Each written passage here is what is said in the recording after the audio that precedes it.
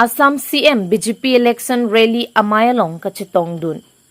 Pinijang mipo chiklo ni phaing ko re siar ni Bokajan LAC hawar ke parlo hanjang lang so patu klamalong Bokajan LAC Farman BJP election rally Amei ka paman pon.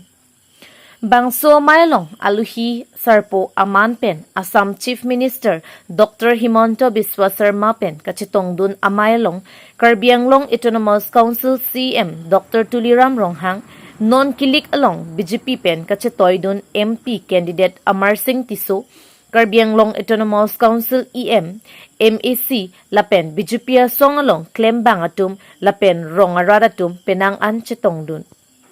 Mayalong Aluhi Sarpo Assam Chief Minister Pen ke pachini pon atengke non pining HSLC ki undun atumaphan ake joy pensi admission and pon poputa pachini pon Lapen ration card orunodoi kelong le atumaphan anta pipon et poputa pachini pon Bangso Mayalong Bangsuri kepso se armo kachetong doji puta pachini pon anparta Kilikahut BJP candidate Amar Singh Tiso aphan wot ki pipen ongdung o wot pen ke pahay pon siya phanta radaphan Assam CM pen kachuning ri pedopon. Hanjang lang so pen Trison Lecter report Karbi Daily News. ৰাইজৰ বহুত উপস্থিতি আৰু আমাৰ সকলো EM সকলো MSC ধুনীয়াকৈ কাম কৰি আছে কেইদিনমান আগতে কেন্দ্ৰ নিংটিও আমাৰ পাৰ্টিতে যোগদান কৰিছে গতিকে এবাৰ বোকাজানত আমি বহুত ভাল ভোট পাম বুলি মই আশা কৰিছোঁ কিমানমান ভোট জিকিব বুলি ভাবিছে স্যাৰ ইয়াতটো কন্টেষ্ট নাই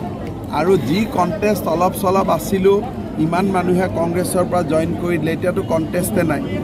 গতিকে গোলকিপাৰ নোহোৱা জায়গা কিমান গোল দিব পাৰে এটো তেওঁলোকৰ কথা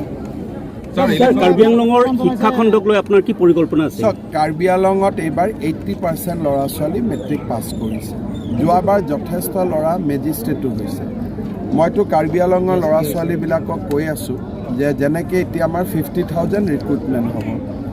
7% হিলছ টাইপ ৰিজাৰ্ভেশ্যন আছে কাৰ্বি ল'ৰাসকলে আগতে ষ্টেট গভৰ্ণমেণ্টৰ চাকৰিত এপ্লাই নকৰিছিল মই তেওঁলোকক কৈ আছো যে সকলোৱে আবেদন কৰিব লাগে কাৰণ অকল কাৰ্বি আংলঙতে নহয় গোলাঘাট নগাঁও সবতে চাকৰি আছে হিলছ টাইপৰ পোষ্টবিলাক খালী হৈ থাকে গতিকে সেই সজাগতাটো আমি আনিবৰ কাৰণে চেষ্টা কৰি আছো আৰু বাকি কমিউনিটি অসমতো তেনেকুৱা কোনো কথা নাই সব কমিউনিটি এপ্লাই কৰিব পাৰে স্যাৰ ডিফু মেডিকেল কলেজখন এখন ৰেফাৰ মেডিকেল কলেজলৈ থাকি গ'ল স্যাৰ এতিয়া 5 বছৰ হোৱাৰ পিছত পোষ্ট গ্ৰেজুৱেট আহে এই বছৰ আমি ডিফু মেডিকেলত পোষ্ট গ্ৰেজুৱেট এপ্লাই কৰিছোঁ এখন মেডিকেল কলেজ কমপ্লিট ডাঙৰ হওঁতে 10 বছৰ লাগে কাৰণ প্ৰথম 5 ইয়াৰ্ছ MBBS তাৰ পিছৰ বছৰ MCI পোষ্ট গ্ৰেজুৱেট খুলিব দিয়ে যিবিলাক ব্ৰাঞ্চ আছে সেই ব্ৰাঞ্চৰ পৰা ডক্টৰ পাছ কৰোঁতে 3 বছৰ গতিকে যেনেকৈ সন্তান গৰ্ভত 10 মাহ 10 দিন থাকে তেনেকে এখন মেডিকেল কলেজ ডেভেলপ হওঁতে 8 to 9 ইয়াৰ্ছ লাগে গতিকে সেইটো এটা তাৰ সাইকেল সেইটোক আমি সৰু কৰিব নোৱাৰো স্যাৰ 6 শিডিউলৰ টেট ধৰ্মীয় সংখ্যালঘু লোক বহুত ওলাই আছে সংখ্যালঘু হওক সংখ্যাগুৰু হওক অৰুণোদয়টো সকলোৱে পাইছে চাকৰি মেৰিট বেচিছত সকলোৱে পাইছে গতিকে মই ভাবো যে সকলো শ্ৰেণীৰ মানুহে বিজেপিকে নিজেই দিব পাৰে এটা স্পেশাল টেট হৈছিল স্যাৰ যিমানে টেট পাছ কৰিব কিমান পোষ্ট আছে এইটো কাউন্সিলে জানে আমাৰ কাউন্সিলে তেওঁলোকক ৰিক্ৰুটমেণ্ট দিব পাৰে আমাৰ তাত কোনো কথা নাই SIU লৈ এটা স্যাৰ SI লৈ একো নাথাকে যদি যিমান পোষ্ট সিমান যদি চাকৰি হয় SI প্ৰব্লেম নাই কিন্তু যোৱাবাৰ কাৰ্বি আংলঙত প্ৰব্লেম আছিল কি যে টেট পাছ নকৰা কিছুমান ল'ৰা ছোৱালীকো চাকৰি দি দিছিল গতিকে যদি বৈধ নিয়মত চাকৰি হয় তেলে SIU বা কিবা এইবিলাকতো 2-3 ঘণ্টাৰ কথা স্যাৰ ভূপেন বৰাই আজি প্ৰত্যাহ্বান জনাইছে আপোনাক যদি গৌৰৱ গগৈ জিকে